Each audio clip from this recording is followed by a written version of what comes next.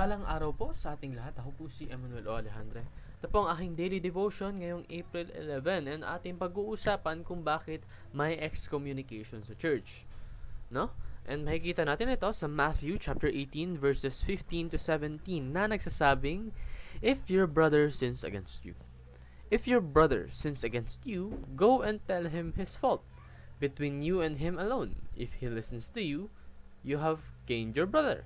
But if he does not listen, take one or two others along with you, that every charge may be established by the evidence of 2 or 3 witnesses. If he refuses to listen to them, tell it to the church. And if he refuses to listen even to the church, let him be to you as a Gentile and a tax collector."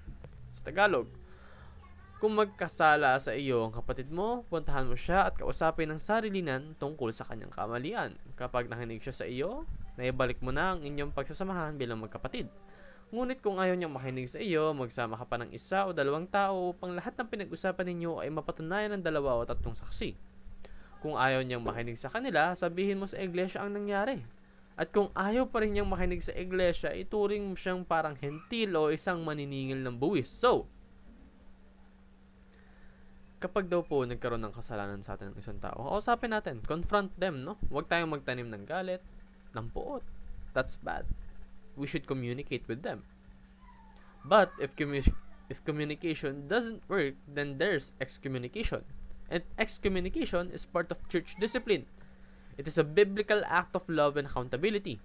In order for them to learn of their mistakes, in order for the issues to be resolved, because the goal of excommunication is repentance and eventual restoration to the body church. So, hindi po porket nagkaroon ng excommunication is hindi na siya pwedeng magsalita or yung mga kanyang sinasabi, kanyang mga opinion, kanyang mga stances ay invalid na. No.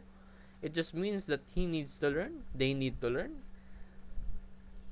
and they should face the consequence, no? Because sin has consequences, but grace is always available to the repentant. Maaaring tayo nagkasala, ngunit kung tunay tayo nagsisisi at nagre-repent at nagbabago, then nandyan po ang awa ng Panginoon. So, let us speak the truth in love to fellow believers who are drifting from the faith. Wag po tayong matakot na magpatotoo sa mga taong malapit sa atin, lalo na yung mga taong ka-church natin. Basta't nakikita natin na sila'y tumataliwas na, let us guide them.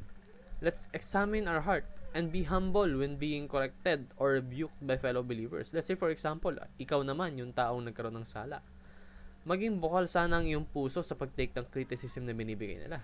Dahil sila ay may intensyon na mabuti sa iyo bilang mga kapatid mo sa church, no?